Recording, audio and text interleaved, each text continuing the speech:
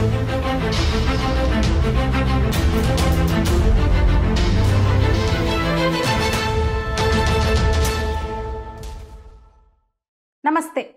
కాంగ్రెస్‌కి వ్యతిరేకంగా పుట్టింది. అయితే రాను రాను బీజేపీతో తలపడాల్సొచ్చింది, పోరాడాల్సొచ్చింది.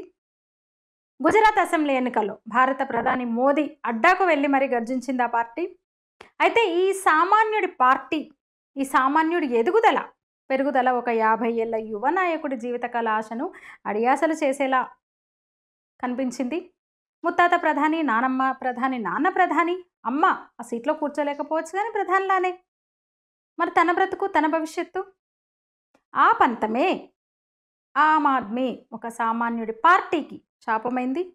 ఢిల్లీని 15 ఏళ్ళు ఏలిన కాంగ్రెస్ పార్టీని భూస్థాపితం చేసిన ఆ సామాన్యుడి పార్టీ అదే కాంగ్రెస్ కుట్రలకు బలైపోయింది పూర్తిగా. అవునా, నిజమా అనిపిస్తోందా? మరి ఆ పంతానికి కాంగ్రెస్ కారణం. బీజేపీ ప్రాంతీయ పార్టీలను నాశనం చేయాలని చూస్తోంది అని పార్టీలు నాయకులు అంటున్నారు, ఆరోపిస్తారు. కానీ ఇక్కడ మాత్రం బీజేపీకి ఏం తెలియదు పాపం. అంతా చేసింది, అంతా కాంగ్రెసే చేసింది, మొత్తం కాంగ్రెసే చేసింది చాలా స్ట్రాటజిక్గా. రిజల్ట్ ట్రెండ్స్ బీజేపీకి అనుకూలంగా ఇట్లా మొదలవగానే రాహుల్కు కంగ్రాట్స్ చెప్తూ వెటకారంగా ట్వీట్ చేశారు బీఆర్ఎస్ వర్కింగ్ ప్రెసిడెంట్ కేటీఆర్. బీజేపీని గెలిపించినందుకు మీకు ప్రత్యేక శుభాకాంక్షలు అంటూ. మరి కాంగ్రెస్కు కేజ్రీవాల్ అంటే ఎందుకంత పగ?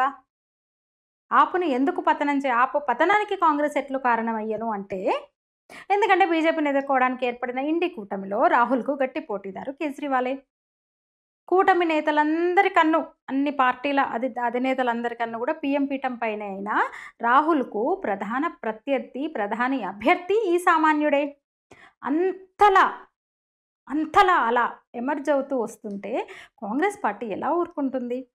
అసలు మామూలు రికార్డ్స్ కావు ఆపువి.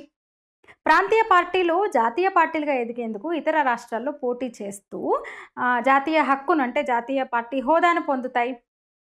అయితే ఆ హోదా రాకముందే 2 రాష్ట్రాల్లో అధికారంలోకి వచ్చింది ఆప్. తక్కువ కాలంలోనే చరిత్ర సృష్టించింది. ఢిల్లీ తర్వాత పంజాబ్లో పాగా వేసి మొన్నటికి మొన్న మోదీ అడ్డాలో కూడా దాదాపు 12% ఓట్లను ఆపు గెలుచుకుంది గుజరాత్లో. ఇందాకన్నట్టు ఇక అందరూ పీఎం పీఠం మీద కన్నేసిన వాళ్ళే. మమత ఒకే రాష్ట్రానికి పరిమితం. కేసీఆర్ అయితే ఉన్న అధికారాన్ని నిలుపుకోలేదు మొన్న. సరే, ఒక స్టాలిన్ కన్ను మాత్రం అక్కడ పడలేదనుకోండి. ఎందుకంటే చెన్నై దాటితే అక్కడ ఆగమైతా అని తెలుసు స్టాలిన్కి. ఆప్ పార్టీ ఆవిర్భావం నాటికి కేంద్రంలో కాంగ్రెస్ పార్టీ అధికారంలో ఉంది. ఆ తర్వాత బీజేపీ అధికారంలోకి రావడంతో అధికారంలో ఉన్న బీజేపీని ఎదుర్కోవడానికి కాంగ్రెస్తో కలవాల్సి వచ్చింది కేజ్రీవాల్ ఆమ్ ఆద్మీ పార్టీ. అసలైతే కాంగ్రెస్ ముక్త భారత్ కోసం పుట్టిన పార్టీ అది ఆప్. మరి అలాంటి పార్టీని, అలాంటి నాయకుడిని కాంగ్రెస్ ఏం చేస్తే ఎట్లా సహకరిస్తుంది? మరొక ప్రాంతీయ పార్టీ తెరమరుగైపోయింది. BRS, YCP, BJD, RJD, SP, BSP, ఇంకా పెద్ద లిస్టే ఉంది ప్రాంతీయ పార్టీలది. ఒక్కొక్కటిగా కనుమరుగవుతున్నాయి, తెరమరుగవుతున్నాయి. అంటే బీజేపీ ప్రత్యర్థి వర్గంలో ఉన్న పార్టీల పని అయిపోయింది అన్నట్టు.